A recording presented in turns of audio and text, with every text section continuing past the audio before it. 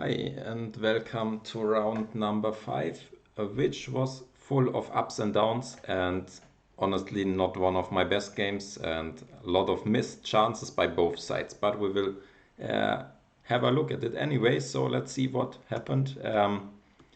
He played knight c3 and I could play the Nimzo, after which he chose the a3 line, take, castles f3, and I decided here to go d5, after which he should probably take immediately to clarify the situation in the center, but he started with e3, which is already slightly inaccurate, and after c5 I think I have a good position because taking here with the knight gives me quite a fast development, and yeah, he needs to deal with this pawn, and also I can try to open the position more quickly because I'm just better developed. White has not yet developed anything.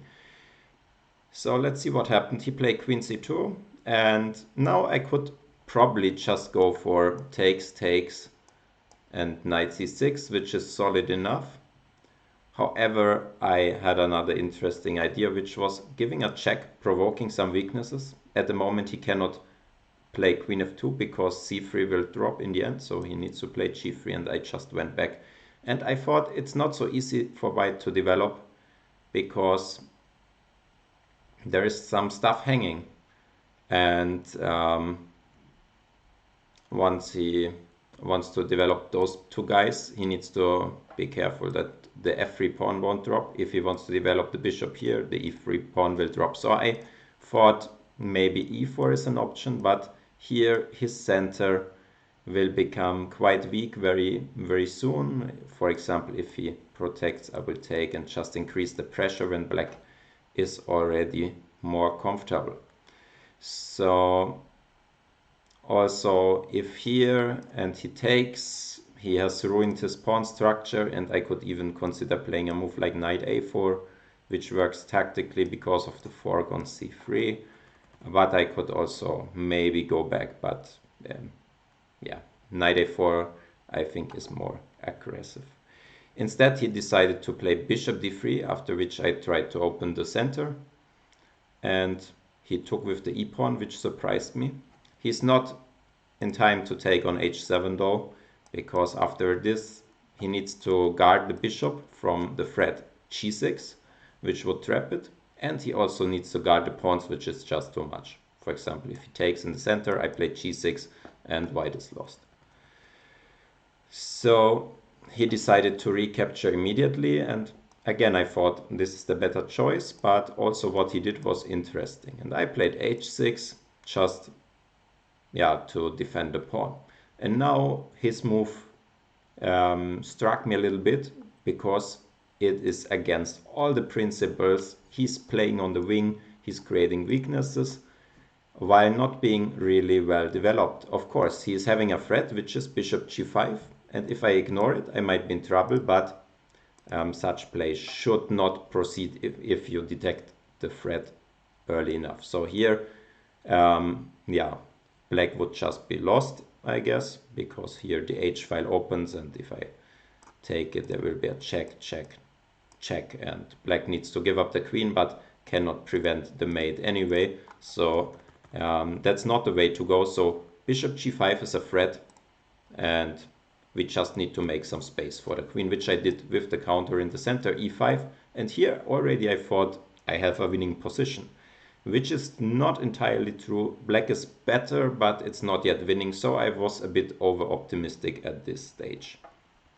He gave a check, attacked my knight, I defended, and now I felt he can at least fight, and my winning position didn't seem winning. So I was a bit disappointed at this point, but still the position should be fine, and probably I should just play knight f6, challenging this bishop immediately and just making it simpler, and in the end game white will always suffer with his pawn structure.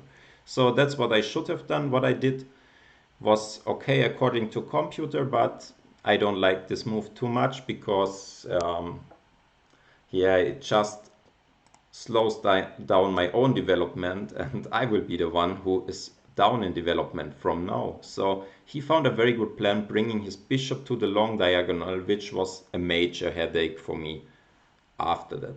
I played knight f6, which is reasonable because c4 is also double attack. So I get rid of this one. And he plays c4 anyway. And now I should just have gone back with the queen, because queen a5, it only helped him to reshuffle his pieces and put some pressure on f6. Still, the position is much better for black, but I felt that I had misplayed it, which was not true. Rook e8, getting the rook out of the g7 double attack, which is reasonable, and he castled, after which I could have finished the game immediately with knight e4, which I don't know why I did not pay enough attention to. The point is that he cannot really take, because after king h7 and recapturing my knight, I go here. If the king is running, I will pick up his knight with a double attack, and if he goes bishop c3, he will just be too passive after knight c5, and black is winning.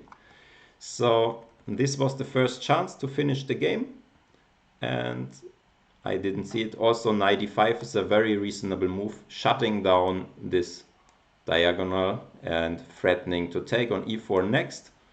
And yeah, that would be it. After takes, I can take with the rook, my back rank is defended, and without this strong bishop, white's position has just no counterplay.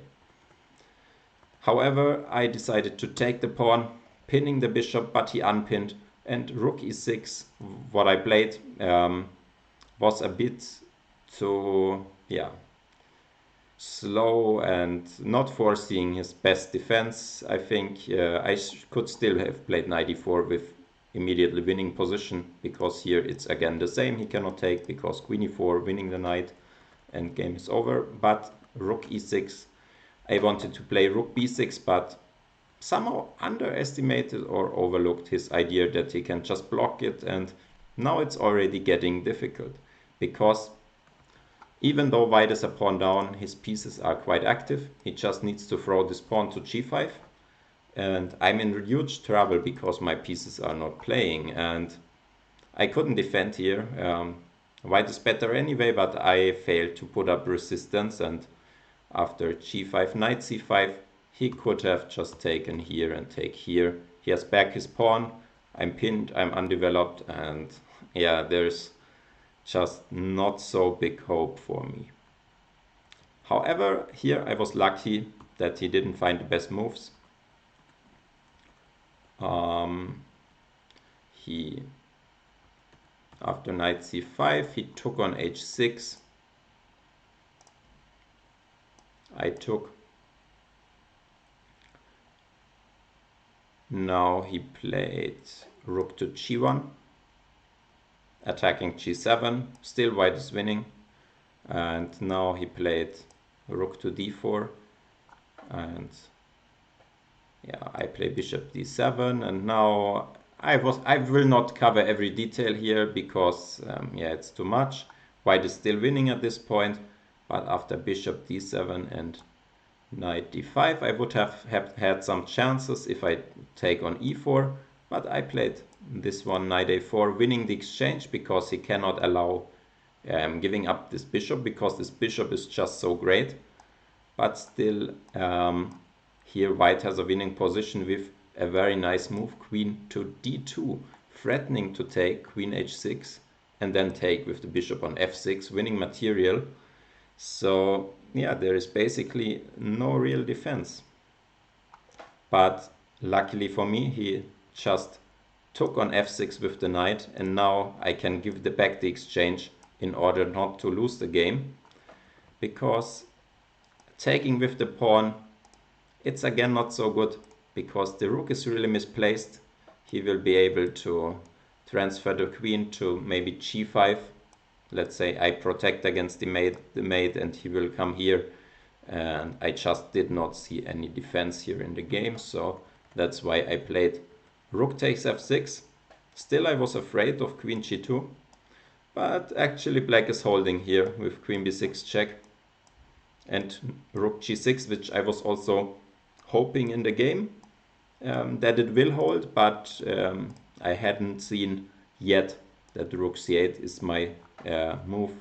Otherwise, black would still be in huge trouble if I lose the g7 pawn and my king stays in the corner. But after rook c8 he cannot take with the rook, and taking with the bishop is quite harmless because here I will probably trade rooks by force, or at least try to, and then it's just a draw with opposite colored bishops. Well, maybe he has some chance like playing here, but still the rook ending should also be a draw, so that's okay. Yes, however, he just took on f6 in the game, after which we traded a lot of pieces. Took with the queen, of course, and he, since he also has a weak king now, traded everything.